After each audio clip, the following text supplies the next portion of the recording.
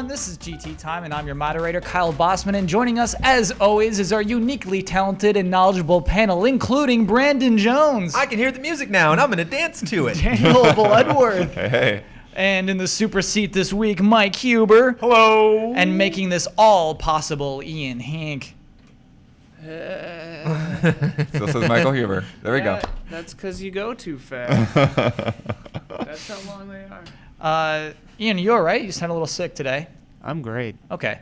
He's just sick of waiting. Yeah.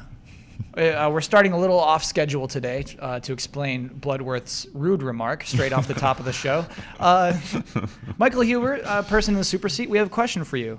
I didn't look at the question. Okay, here we go. So you don't even know what's coming? Yeah, I don't even know what's coming. What is your favorite E3 memory? Shenmue. That's easy. What is that? What does that mean? When Yu Suzuki stepped onto the Sony stage to announce the Kickstarter for Shenmue 3. What is that about, like a Chinese cow or something? It is. Like as a It is fighter a or something? series Shenmue? about revenge, betrayal, mystery, redemption, And lucky hit. and life. But and there's lucky hit. there's been so many announcements at E3. Why is that one your favorite moment? Because of the emotional impact it had. I've been waiting 14 years for a continuation to this series. It felt improbable and impossible. It defied all logic and all the odds. I mean, the games haven't done that well financially. They have been on multiple systems, multiple party lines, Sega, PC, Sony now, Microsoft, everyone. And they made it happen. PC. PC, Shenmue 3, PC confirmed. Oh, okay. I see what you're saying. Yeah. Were you were not happy about that, Blood? What was that? Oh, no. I just thought he was. I thought he was talking about the prior games. So I Oh, was okay. confused, No, yeah. no Shenmue game has ever been on PC before, legally anyway. Yeah. And that's it. That was your favorite memory. Favorite memory of all time regarding video games. Are you concerned that you've kind of like Neil Armstrong now? Like you've been to the greatest E3 ever, and so it's just every year now. Yeah, after it's just like not gonna be the same. I mean, there was one. There have been some really crazy E3s, and while they can't always be the best, they can always be great. So, Yeah. Very inspiring. Yeah. Neil Armstrong has a great life after getting on the moon. Yeah. He's done some cool stuff. He's punched reporters. He's fine. Totally. Yeah. What? Yeah. None as cool as going to the moon. I hope Yu Suzuki doesn't punch any reporters. It's Okay. happening, dude. It's going to come to that. So let's start corrections music. Let's get to our corrections. The audio was desynced again last week from the video. I don't know what keeps happening. All I can do is apologize and blame Ian. Several people were mad that I praised WB and Rocksteady when, for like giving the refunds, because when Assassin's Creed Unity was glitchy, they gave out a free game, which was Assassin's Creed Chronicles China. And to you, I'm not going to willing to accept that as a correction. Yo, you would rather have that free stinky game than your money back? Yeah. That's insane to me. Yeah, me too. You're getting your money back. That's better than any dumb little free game. Okay. We talked about my friend Isaac. He felt misrepresented in last week's episode. He got Batman Arkham Knight for free with the purchase of his new graphics card. His official statement: I would be pissed if I had paid $60. So we set it straight. For the launch of the PS4, Drive Club was actually replaced by Contrast, not by Resogun. You remember Contrast? Contrast, Yeah. fun game. Yeah, sort of, right? And also, okay, that's it, actually, end the corrections music. But we do have a bet. We have a bet that has to be settled. Bloodworth, some time ago, bet that Square Enix would definitely show off their own form of amiibo at E3. That did not come to pass. And so, as were the terms of this bet, Bloodworth's face has been photoshopped onto Sephiroth's body as he stabs Eris. With the headphones on. With the headphones on, still a professional. Blood, Was I at that GT time? you were at Yeah. the GT time, That yeah. was a Judges Week or something? No, it was way before that. I don't remember that. I certainly don't remember that. Oh yeah, actually, so I do want to thank @HavocMaker for finding that instance. Please call us out when we lose bets, because we do forget them. We throw them out there all the time. and we forget when they happen. So thank you so much for calling that out and figuring that out. And Bloodworth, this is despicable. I'm sorry.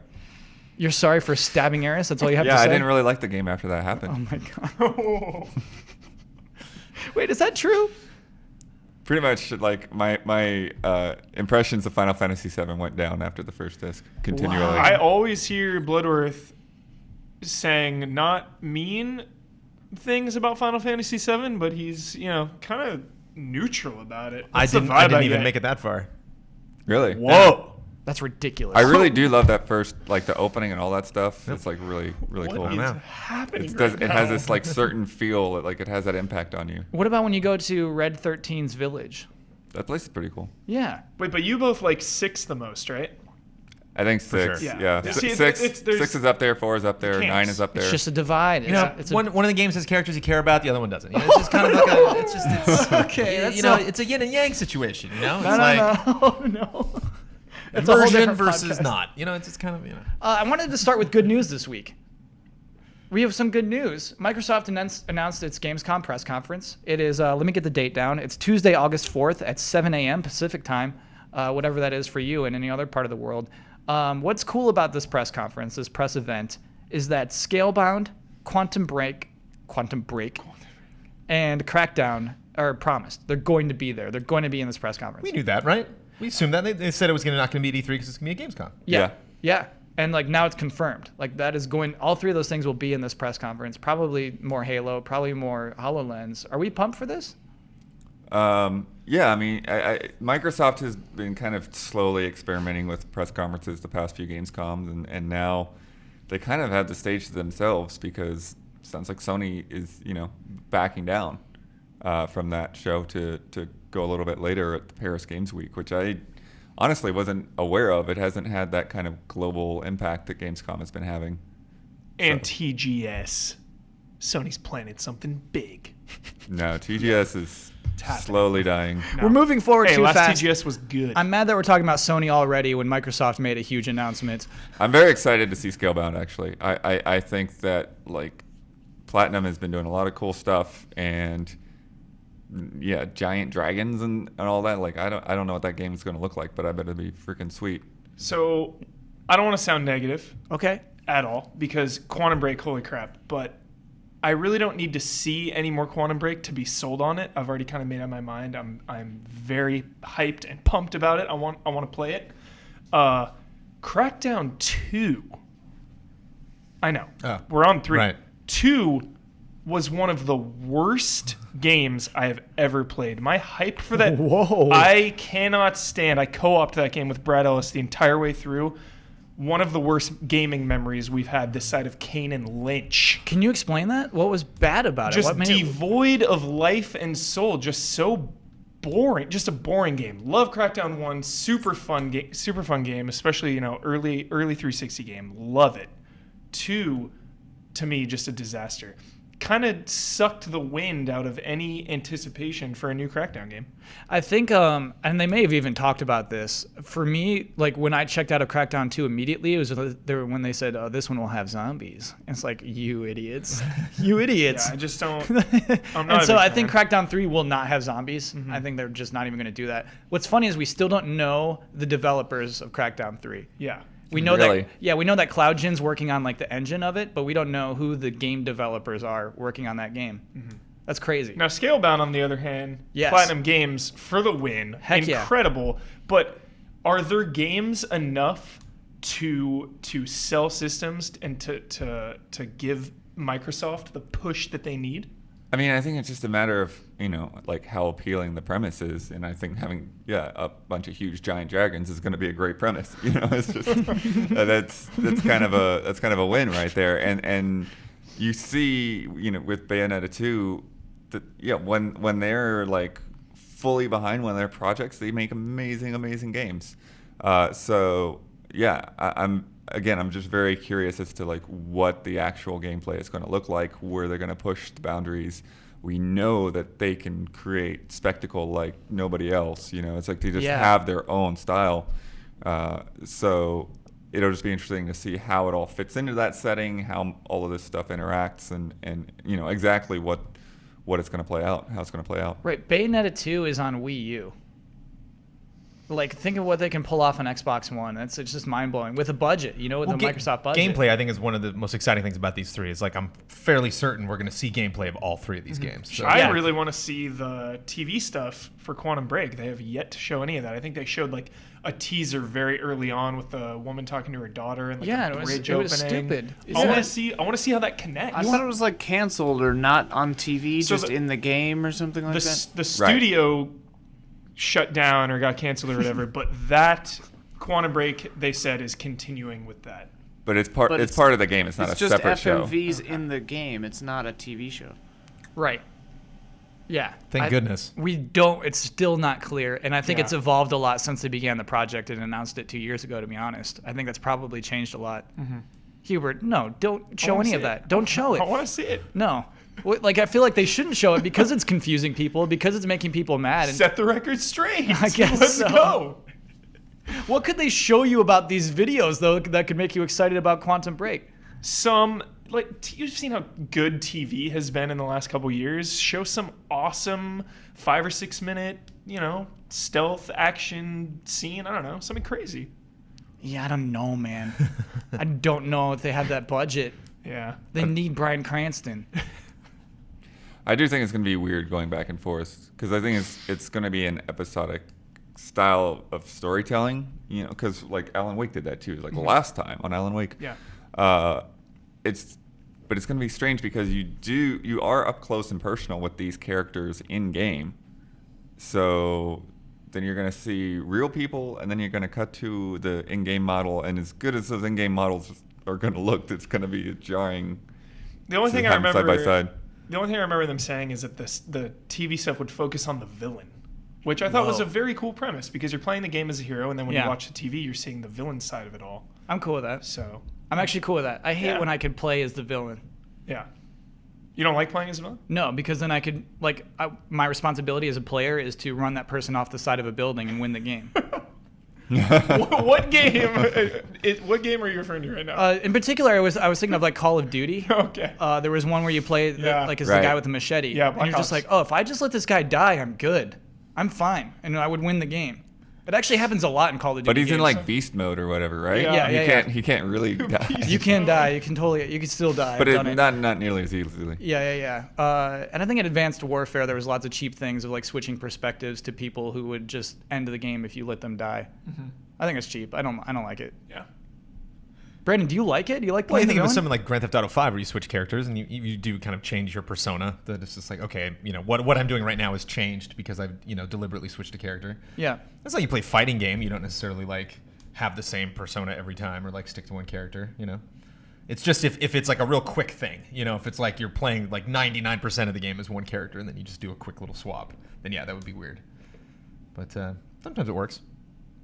I think it was in Advanced Warfare where you skip perspectives. You're that guy that whole time. I believe so, yeah. Yeah, I can't remember the one. It was, oh God, they all make me mad. They all In make me Advanced so Warfare, mad. you can kill Kevin Spacey early on. Really? You can shoot him in the head in the game, like time paradox. Yeah. I think there's room in this industry for Crackdown. I think Nice. I think there's room for a stupid, crazy, drive a truck off of a collapsing skyscraper to then crash it into another building and then shoot its gas tank and blow it up like they do in the weird CG trailer. There's just nothing I take seriously about that game. And like a lot of first-person games kind of ride that line where like some are, obviously more serious and some, even like the Grand Theft Auto is kind of like right in the middle of that where like there is a serious story if you want to get into it. There are dramatic moments, but like at the same time, it's all parody. But Crackdown's just like none of this. Don't worry about it. Down to just like the sound of that voice. Like I don't remember what he calls you. Like what your name. Where you're like a guardian or something. When he's just like, Enforcer hey, or what's something, up? yeah. Like the guy's just like, announcer dude. Like the whole game. Yeah. I would never say the Crackdown 2 was good, but like my expectations were super. Low going into that game. I wasn't expecting a lot. It doesn't need to be serious. It just needs to be fun. But Super fun. Yeah. I think Please, take advantage of the Xbox One. Like and Just Cause. It's not make it a big It's not crazy first game. person Yeah. though, right? We need a real time correction on that. Oh, that's a third-person game. You're hopping around. Did I say first person? You said first person, so Don't know where that came from. Sorry. Got to stop that. Ouch. I think though what they're going to try to show with Crackdown is how huge the world is. They're trying to show off the power of the cloud with this game in particular, And so that's exciting. I think we might just see some huge destruction. How are the cloud? I haven't heard them talk about that for a while. I think it's definitely been off, like a red word on their PR sheets. Like, don't talk about this anymore. Because you're right. They used to say literally the power of the cloud many, many times until it's become a joke today. But I think that's the idea. I think this is going to be an online-only game that uses the cloud to generate buildings that aren't just hollow polygons. Online only, Kyle. How mad are you?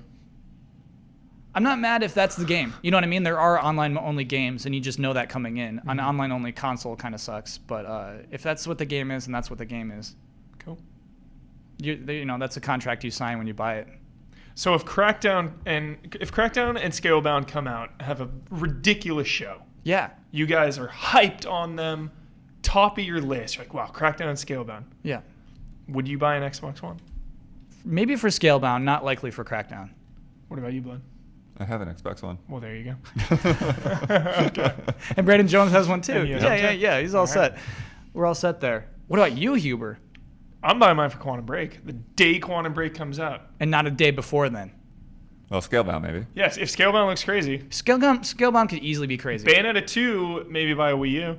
See, like, I think this press conference is going to be better than their E3. You know what I mean? Like we had Tomb Raider and Halo and Gears of War at E3. Like, these E3 games could easily be more impressive. I think the Tomb Raider and Halo will be in this conference too, though. Sure, they could show a tomb from Tomb Raider. I think somewhere combining the two press conferences, the one we've already seen, the one we're going to get, will create a press conference that possibly could have rivaled Sony's, but I think they kind of split them. I think we're going to get something about the same level of excitement, I think. Yeah, it's cool. It's cool. But it's going to be cool. It's cool that Sony's not doing anything at Gamescom. Yeah. So, all right, fine. We can finally talk about Sony. It's Yeah. Well, they'll be Microsoft's there, brother. but they're not doing a conference. Right. Not breaking news. And well, yeah, right. They're saving news for probably TGS and definitely Paris Games Week. TGS, Bloodworth. It's happening. Get ready. I think they would have talked about TGS if they were going to do something major. Dragon Quest 11. Mm-hmm. Oh, God. Here we go. Persona 5. Dragon Quest 11 PS4. It's coming. It's happening. I mean, the thing is like they'll probably have small press conferences, but it's like how much of a thing are they going to do about it at TGS? Those TGS conferences have been weird over the years. There was a really good one last year. Mm-hmm. It was huge. Bloodworth obviously didn't watch. Not into it. No. You have to remind me about what, but yeah, probably. Shoot. I remember I can't honestly remember the one huge thing that came out of it. I think it was Kingdom Hearts. Was that at TGS last year? No, wasn't that was Jump Festival later, wasn't Yeah, it? Was it it was. Persona 5? No, because that happens after that. Okay, we'll need a correction on that. What was Yeah, Persona 5 just dropped one. Oh, day. I think it was Final Fantasy 15. I think there was some huge stuff from Final Fantasy 15 at TGS last year, and we were going nuts for it. And Phantom Pain. And Phantom Pain. But I think it was old Phantom Pain stuff because it comes after Gamescom. Loose memories. Man, Loose. it is. Too much so, stuff. Honestly, okay, so back on the topic, like, I get why Sony said Gamescom happens too soon after E3. Because, like, these things do bleed together. Do you think that's a problem? Or do you think, like Brandon said, that they'll just bleed together into one epic press conference in our minds? I don't. Who did the right move? I think that's just. Yeah, I think that's just them covering why they decided to do this. Sony's been doing Gamescom press conferences for years and years, long before Microsoft did one.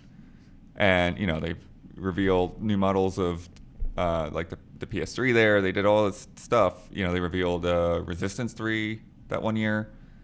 And they've always had a presence, you know, in terms of a press conference. Yeah. So, yeah, I think maybe the rise of Paris Games Week is giving them another option to spread themselves out more. I don't know. I honestly, before that came up, I thought that they were holding off because they have PSX. Right.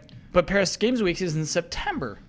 October even closer to PSX. That's crazy. I think it's smart. I think spreading out over the course of a year, you know, having that constant momentum. Clearly, everyone's going to be talking about Microsoft during Gamescom because they have a press conference. They're going to be showing all these huge games. That's time that will not be spent talking about Sony or Nintendo. Focus on Microsoft. Somebody did bring up that I think like that's happening around the same time as when Halo 5 actually launches.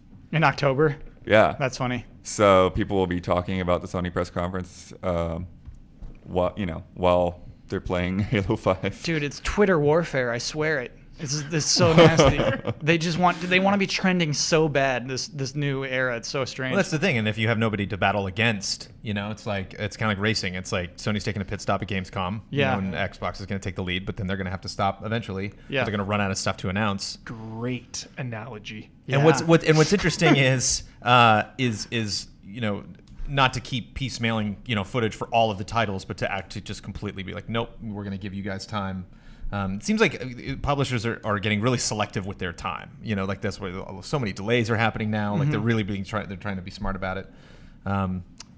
Just to specifically say, like, there's a time and a place to do this. And it's like we were talking about Fallout before E3, which is like, why are they announcing it now? It's like because nothing else happened today, and they own today. They trended today. Whereas if this had happened Monday, it would have been one of like a ton of trends. They were in the lead of the Twitter race. Right. Yeah. It really would have come down to your personal preference. Like you look at all those E3 headlines, and it's like, well, I'm just going to focus on MOBAs because I like those. Where it's like, I just like video games, and no one's talking about anything today but Fallout. So I don't like Fallout, but hell, everyone's talking about it. I'll check it out and see what it is. We still have heard nothing either way about EA, whether they're doing another conference this year. Well, I don't think we have. Yeah. Yeah, because they usually do a Gamescom press conference as well. But Pele was already at E3. What do you got? I know, they What do blew you it have out. for What do you- Gamescom. Yeah, but I mean, FIFA actually is usually a big part of that conference. Yeah. Forget about it. Be interesting because they were, they've been slim the past couple of years at E3. So do they have a lot of new stuff that they would share at Gamescom? This is going to be hard for listeners to appreciate, but if you can watch this video, you have to see how Brandon Jones puts his mug down. That it is so precise. It is like a machine. It's like landing on the surface of a planet. It is, yes, You go down fast, but then you slow, like right at the end. Oh my gosh, that's so hard. That's it, like to describe it. It is like a little moon landing. It's so delicate the way Right. he does it. He comes in with force and then somehow regulates his Fire speed. the thrusters. Fire the thrusters.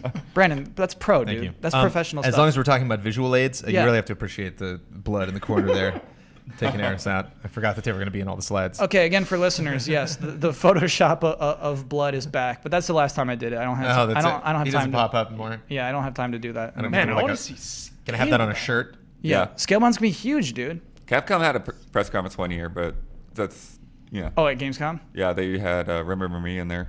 Honestly, I think Microsoft's going to own Gamescom, announcement-wise. I think one thing that you can't do, the day and age we live in now, is you can't be like, well, yeah, Scalebound's can be at Gamescom without bringing Scalebound. Like now they have to show something. You Yeah. know? And so that's what that's what was exciting about Bethesda, because they were kicking off E3 and they said like, Doom, Fallout, get ready. We were Yeah, and we you're were ready. right. And then we showed 100% up you're right. and it was there. So.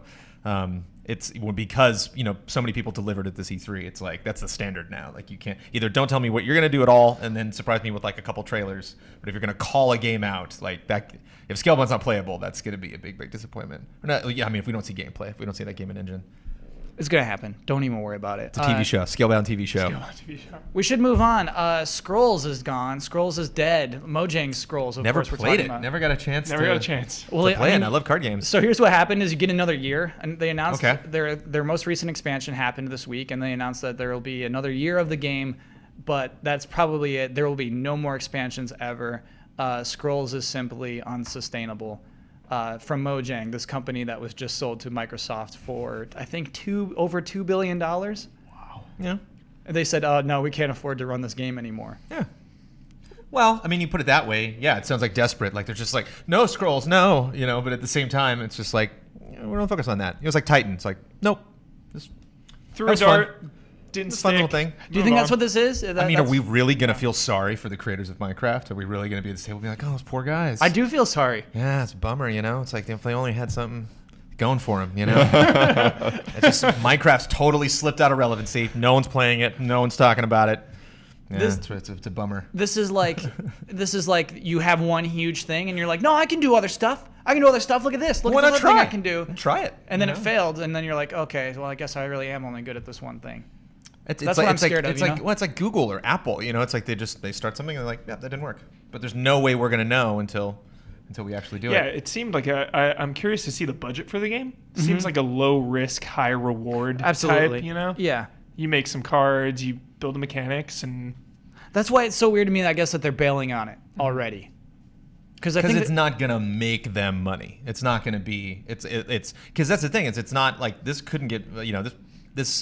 just because this got canceled doesn't mean it wasn't making money. It probably just wasn't making a lot. Like, even if that was it, even if they were just like barely breaking even or like a little bit ahead of that, it's like, why on earth are we going to put all this effort into it when there's clearly other things we're already doing that we can just take that effort, do this, and have a much bigger win? All right, let's move forward. We have another story, a really interesting interview that Shigeru Miyamoto did with Fortune, in which, what was my headline here? Nintendo might be over the Wii U. That's basically the sentiment that I got over the course of this interview with Fortune.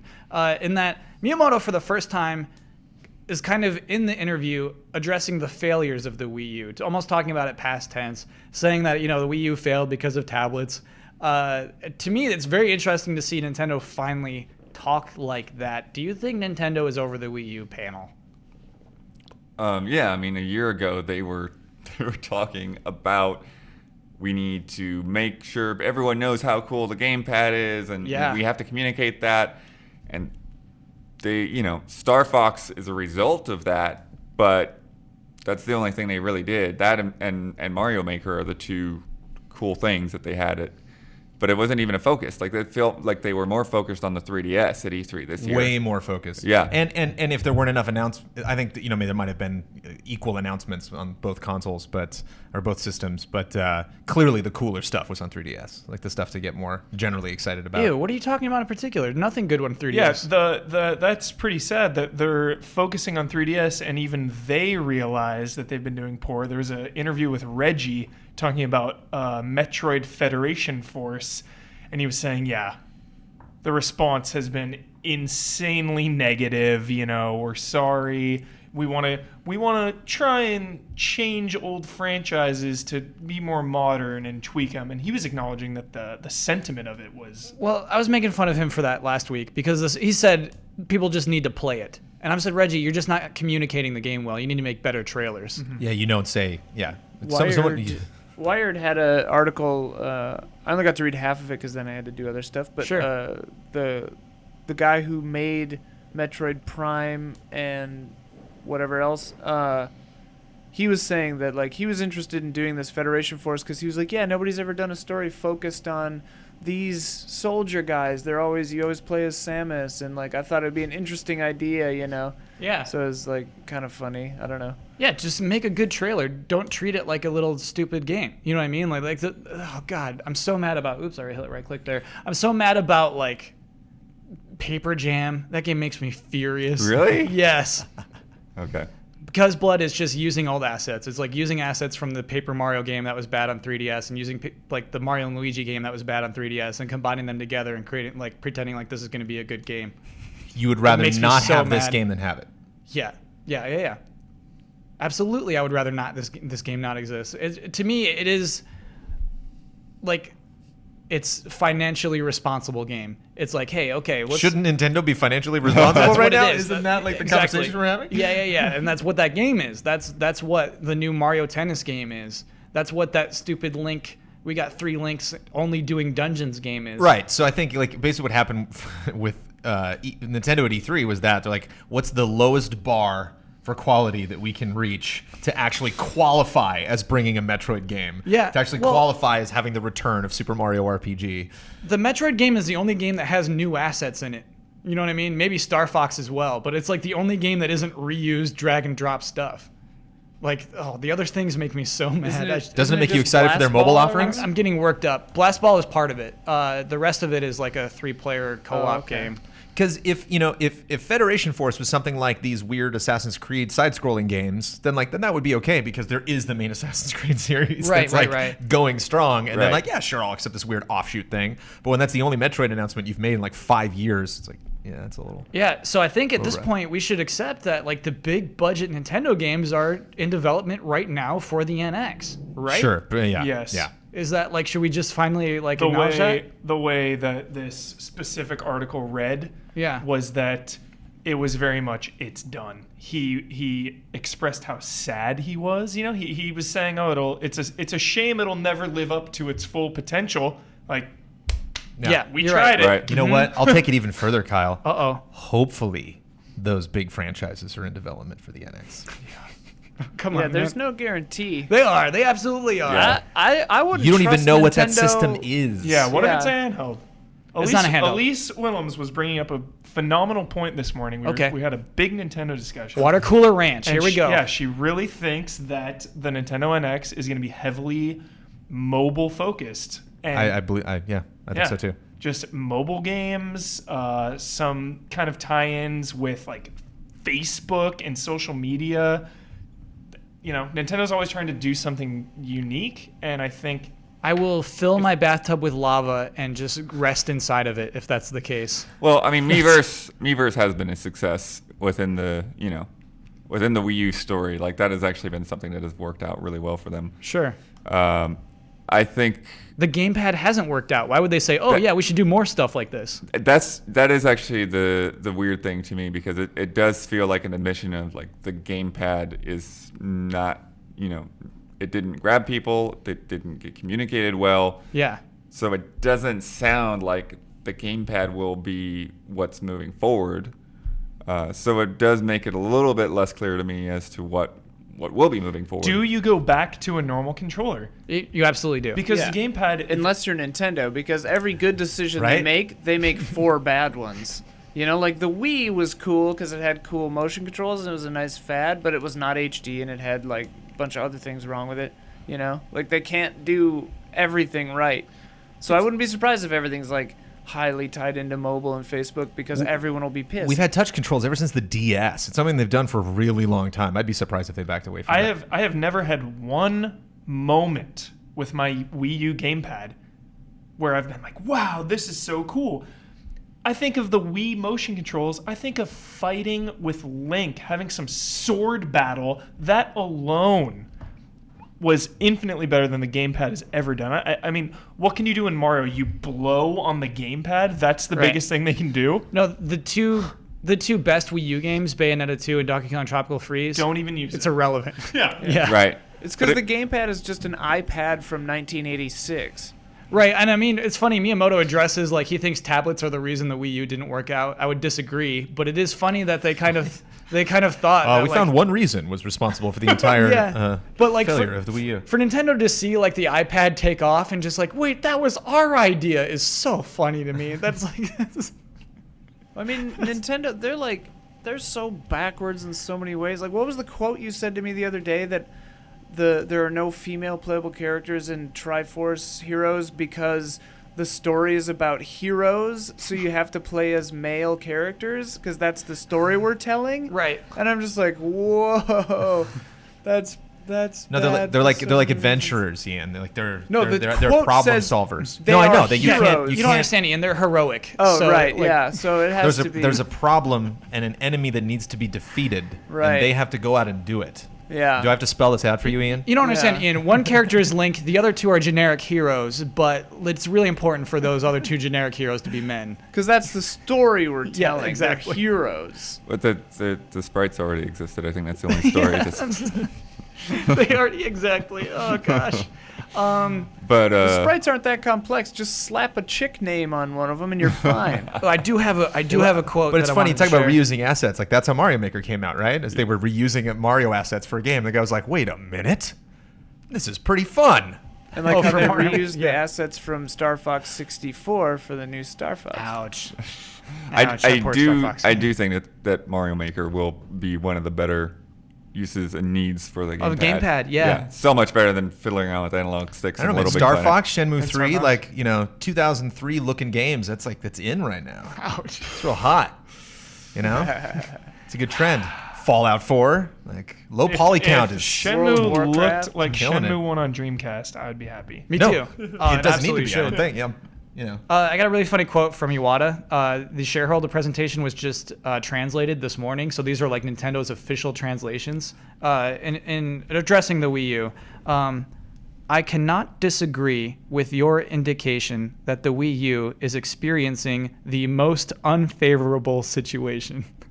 The most Unfavorable? not a unfavorable, Finally. the most. God, do you remember when Reggie was just doing damage control like a year or two back? Just Yeah. like, oh, stick with it. It's all about software. Yeah. Software sells hardware. That was he said that 3 million times. Yeah. Where's the software, Reggie? It's almost, you're right. It's where almost is it? refreshing. Yeah. I think if you threaten to kill Gabe Newell, that is the most unfortunate situation. I think that's the worst. I don't think, or maybe if you actually did kill Gabe Newell, that'd probably be worse than that. But Yeah. I don't know about I love If you the brought a level console of- to market, that's pretty favorable. I love the level of corporate newspeak going on, and it's like so many double negatives. I cannot deny that we are having an unfavorable situation. It's it's like wow. And that Give might this be as man good an as it award. gets, but it's still nice to hear something about that Yeah. with the Wii U, as opposed to, no, you don't understand. We just need to show the value of the gamepad, which was last year. It's like, look at Project Giant Robot. This proves the value of the gamepad. But you know what's the funniest thing is that if they had shown the value of the gamepad with a good game on the Wii U would have been fine. Yeah. But they just didn't give anyone what they wanted. The hilarious thing is Miyamoto tried. He focused. He made 3 games. He made Star Fox, Project Guard, and Project Giant Robot. And 2 of those games were miserable and not fun. He tried and failed to show the gamepad could be fun.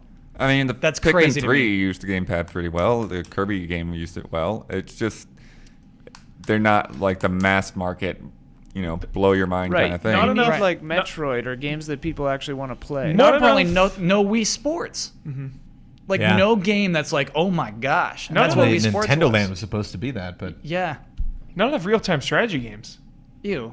That'd be Right. awesome with the gamepad. No, get out of here. Because Yeah, Pikmin 3 is because basically real-time strategy. Because real-time Yeah, strategy you're right. games typically are not on consoles, and that is an untapped market. They're specifically, or they're usually associated with PC, mouse, and keyboard. Yeah. The gamepad, missed opportunity. They didn't even do a Fire Emblem on Wii U.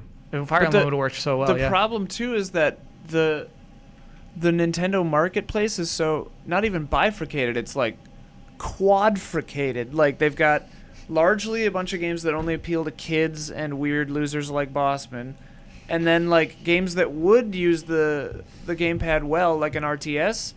Like PC Master Race ain't gonna buy a Wii U for that, So But the it's people like that don't have PCs, the crowds, but the crowds don't mesh because like I buy a Wii U for the RTS and then play no other games on my Wii U ever. Like they need, I don't know, they just need more games. I don't know what it is. do you guys think it's over? I mean, we have Zelda. It's been obviously Zelda, ridiculous. It's gonna be great. That's But going to be on a the cool launch. NX. Is that enough? Is this? Are you at a point where you're saying, okay, Zelda is it. Zelda is it. My Wii U is done. I'm moving on. Are you ready to move on, Kyle Bossman? You know what's super funny is I think even on the show on Final Bossman, like a year ago or maybe even 2 years ago, I said Nintendo just count Wii U for a loss and move on. Yeah. Watching them do it is sad. It is sad. It's really sad to see them Nintendo. pack up shop and move Yeah. on because I love the Wii U. But you don't think they're not putting Zelda out on the Wii U, right? That They'll- would be They'll stupid. do the Twilight Princess thing. I Yeah, think, okay, yeah. at- I was at gonna best. say, So like, explain What the is Twilight NX? Princess thing. Explain How can that. we even make these theories? What is the NX? Is Right, the but NX the gonna Wii be U is some? dead. It's a console. Don't worry, it's not a handheld thing. It's a console. Is it going to be some crazy, we're going to rival Sony and Microsoft HD maniac system? Or is it going to be another, like, here's a slightly stronger Wii U? Or here's a slightly stronger Wii U with no gamepad? It'll be a What? it'll be a slightly stronger Wii U that you use your phone or a 3DS as a controller. or a new handheld, A a new device. It's not a handheld. I swear. I promise you, it's a console. But when I say a new handheld, like a new gamepad, and then my prediction is that you can take that gamepad with you. Like I think that'd be insane. That They'll just tie gamepad is your literally the 3DS system. in. compromised. For them to be so open about why the Wii U failed and they're putting it on the gamepad, for them to be like, oh, the NX has a gamepad that you can take anywhere. It's like, no, they're probably not thinking about the. It's actually really funny. Also in this interview, Miyamoto says he's not going to be involved with the hardware decisions, which I think is so good. Because you know how I feel about for his for decisions. Nintendo owners or for Miyamoto. For Nintendo, the company, it's a good idea for this person not to be Fresh involved. eyes. Get some fresh eyes in there. Yeah. Exactly. Fresh eyes, savvy eyes, people who are thinking about business first and foremost. Hungry eyes. Get some hungry eyes. Get some people aren't about just like, oh, this would be a cute game. Mm-hmm. We'll make squishy shoulder pads so I can make a good Mario game where you have a squirt gun in it. They're just in a really tough spot. I don't know what the hell is going to happen.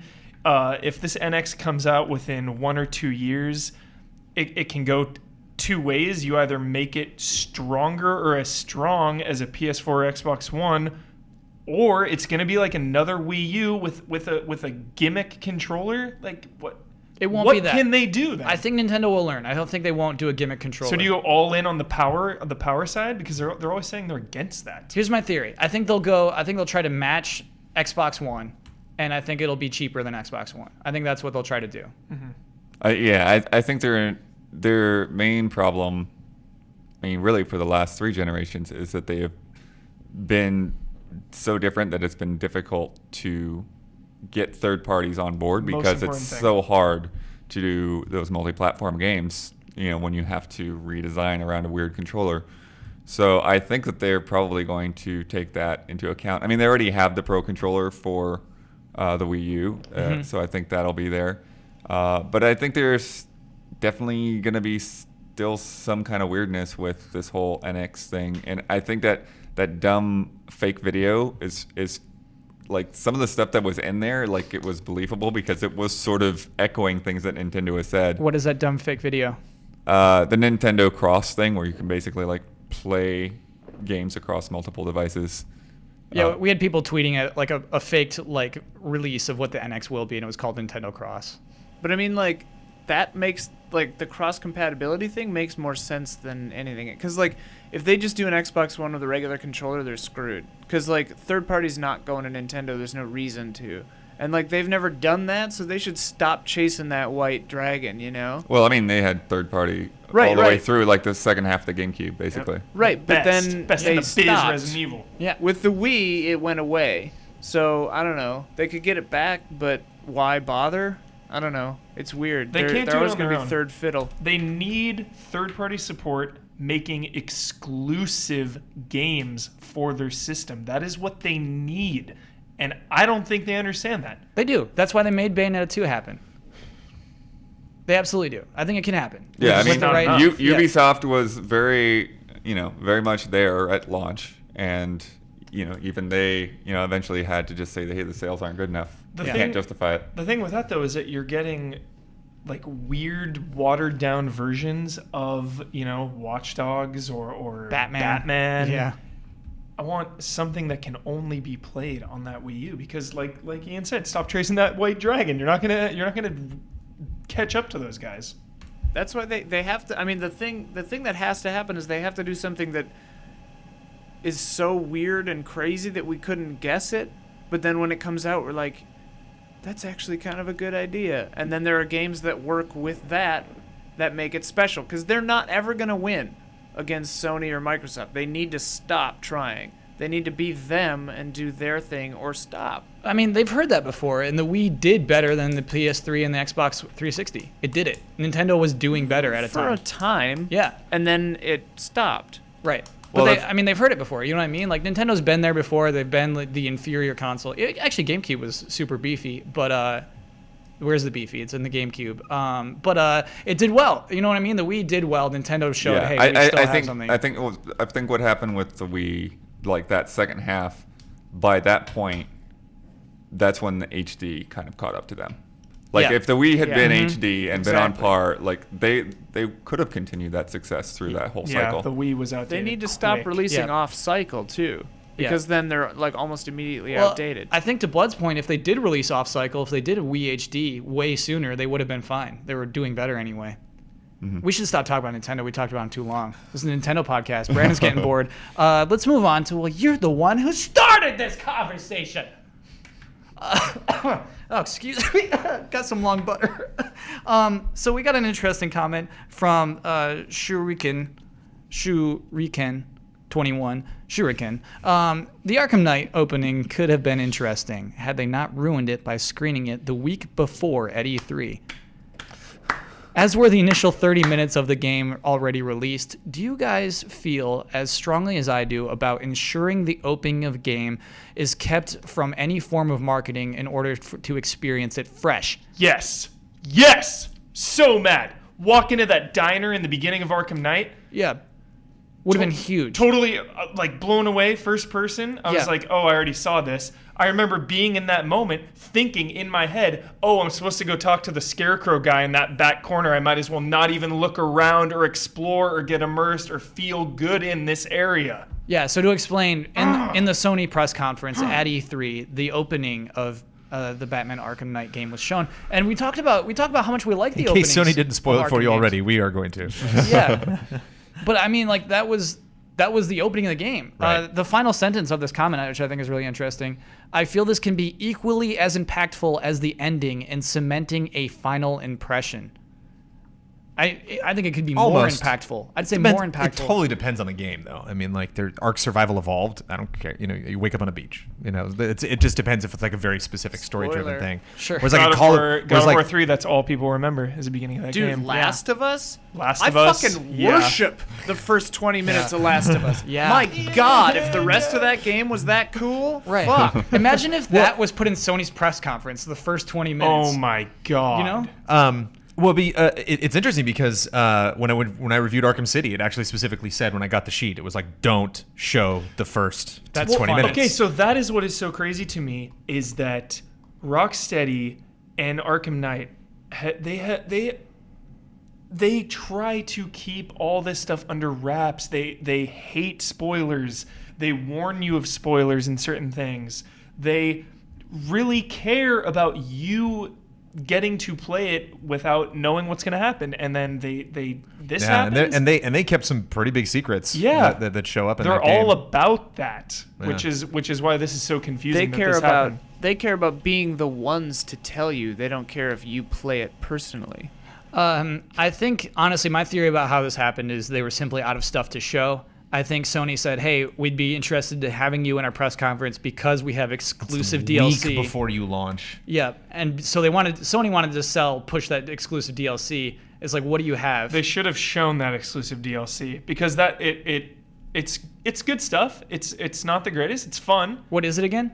So the Scarecrow Nightmare Challenge Pack, there's 3 of them, and you are in the Batmobile in a Scarecrow Nightmare. Aesthetically, it looks amazing. You could have shown that. People would have been like, oh, that looks cool. And you're hyping up the Batmobile, and you're hyping up Scarecrow. It's not giving anything away story-wise. It's kind of like the Arkham Asylum Scarecrow stuff, actually, because he's a giant. Yeah. Yeah. It's that kind of They thing. showed it a little bit in trailers. Yeah. The advertising across the board for Arkham Knight was the worst in the series, without a doubt. Yeah. There's like one. The first Arkham Knight trailer was decent, and then like the rest of it was just did not seem like Rocksteady was involved at all. It just seemed like it just seemed like some ad agency were like, Batman, huh? Okay. Who likes Batman? Let's get some Batman ideas. And it's like, how about you play the first 3 games and then you come up? It just seemed like they had no idea what had happened in the franchise and just didn't set it up well. Yeah. Like case in point, the beginning of that game is very important. It definitely sets the tone. Kind of clues you into like this game's gonna throw some weird gameplay things at you. Like there's some third-person shooting segments later in the game. Like there's some weird stuff that happens in this game, and it just kind of like sets that to give you a little tease of it at the beginning. To spoil that's a bummer. Do you think that this game was impacted at all by its advertising? Like, to me, these games are already, like, the people who are going to play them are going to play them, and the people who aren't. I don't know. I think- to me, like, you can advertise it just to be there, but I don't even know if you Right. need to.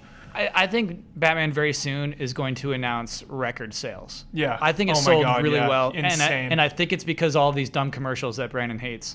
They've had very bad commercials. They've had that stupid one with like YouTube celebrities like shouting at it. And I think it's going to blow well, up. then I know you if- don't- I didn't know about that YouTube one. Then yeah, they're going for a different audience. They Yeah. don't need to advertise to you. Right. I know They you don't need to like- watch the old games. I know you don't like all the advertising, but I have to give credit to the tone of the advertisements. I think the tone has been what has sold this game. I mean, every time you see it, Gotham in flames, Scarecrow, get this horror vibe in there. I think they've sold the tone of the game, and I think You that's haven't helped. seen many of them then.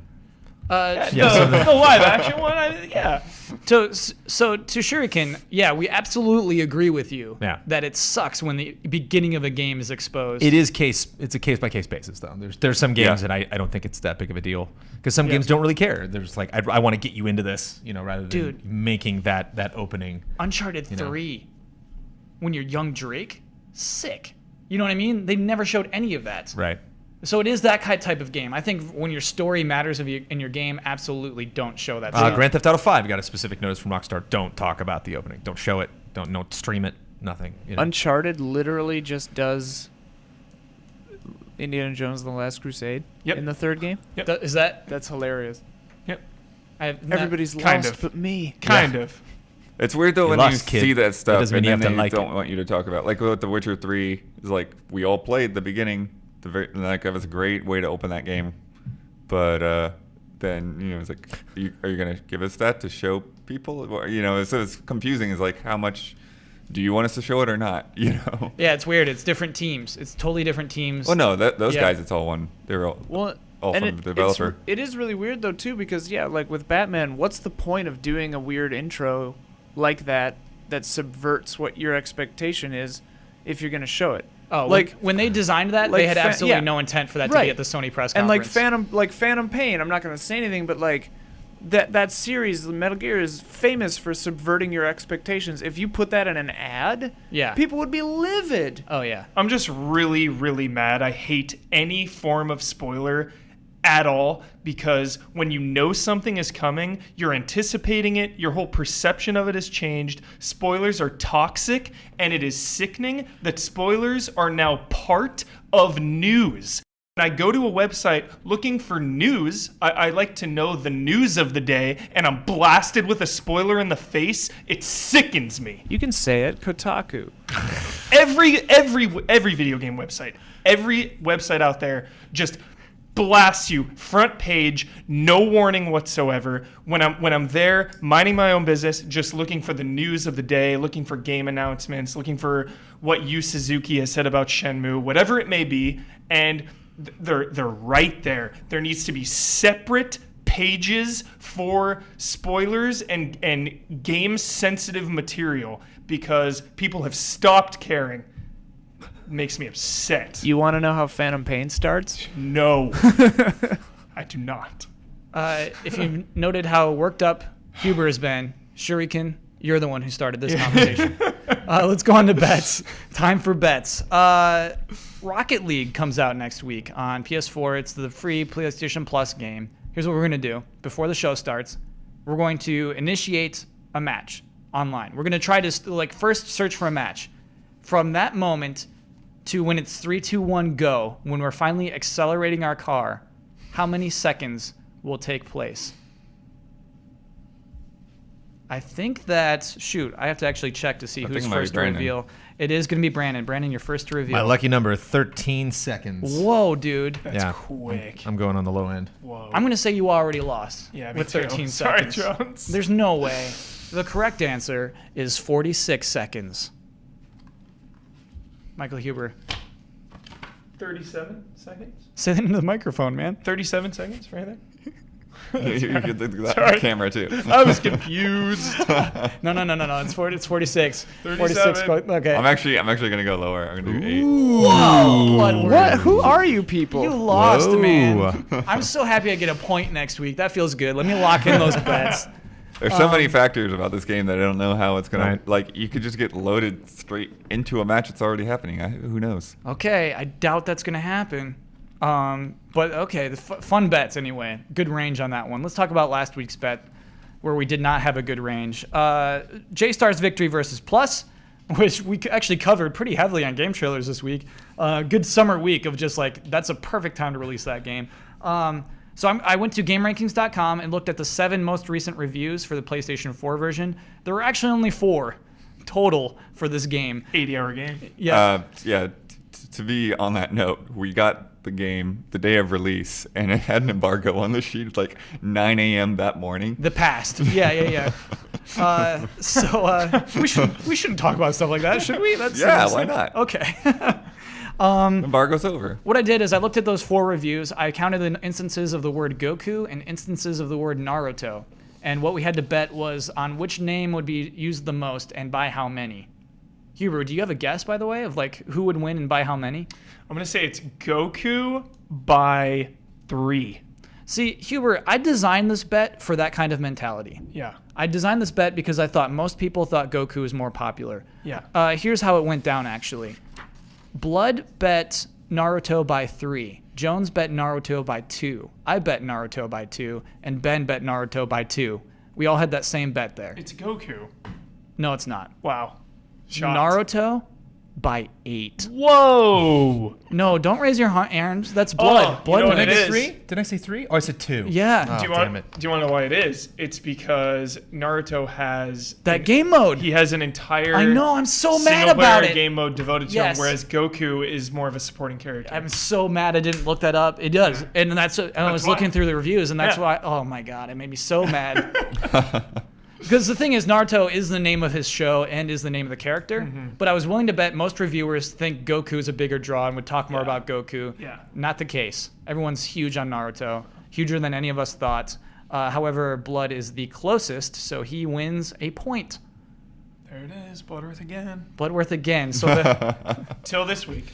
the score is now Super Seat 9, Bloodworth 10, Jones 3, Bossman 5. Bloodworth, as winner of the bet, you may close out the show, but first, promote any video you want to on our website. Well, I'll go ahead and promote that one. It'll stay relevant. Which one? Whatever you end up titling it, What's the deal with J-Star's Victory versus Plus? We all got on the couch for that one. We had fun for 30 minutes, and then people continued to play it for an hour and did not have as much fun. Can I tell you something about this particular video? We're having a blast on the couch playing this game, J-Star's Victory versus Plus, and then watching everyone get miserable about it later. I kind of want to edit it so that we don't look like we're having such a good time at the end, because I don't want to falsely advertise this game as being too fun. Isn't that weird? Like this weird moral responsibility I have to not make the game look too fun. But I don't think you're lying when you say the first 20 minutes of that game are fun. It's amazing. Sure, okay. So then maybe that's it, you know? we'll just print it like that, I guess. And It's not- especially don't cut the point out where I say after an hour of this game, you're probably going to really get sick of it. Did you say that? Oh, yeah, I said that several times. Yeah. All right, that's cool. Keep that in. You get a chance. Oh my gosh. Come on, Kyle. Come on. We're almost done. Come on. That lung butter. And then Bloodworth, yeah, of course, sign us off with your catchphrase. Sure. We've got Ian Hink over there. And so he'll put up his Twitter handle and Nope. tell to us. No, No, he won't. We're not doing that. No Twitter handle. Okay. Well, it's at Ian Hink. Michael Hubert. Give your Twitter handle. Out loud. Don't spoil games. Wow. No, okay. That's not your That's his Twitter handle. Twitter handle. Yes. Bloodworth, in this awkward way that you asked Hubert to give his, like Hubert did a sign off. Sorry. No, I mean you did it, dude. Like you bogarted it. You bogarted Bloodworth's sign off. The sign off was is the individual continuing down the sign-off. line. So now we all get one because of Bloodworth's miscommunication. I guess. Okay. I don't- No, it's gonna go around. I thought it was gonna go him, me, you, back to Blood. All Bloodworth wanted Yeah. was your Twitter handle, man. And then you just shot out a sign off. It's very confusing when you're in the super seat. All right, I'm not a regular. What's your Twitter I'm handle? coming in off the bench. What It's are you- at Michael P. Huber. Okay. Okay. I'm at DBloodworth2. Brandon. GameTrailers VO. Tomorrow is forever all ours. Kyle Bosman. That was willingly. That was spiteful. Good night and good game. That's mine.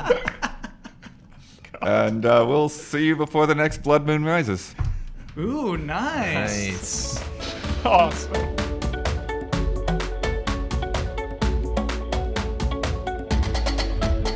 I love.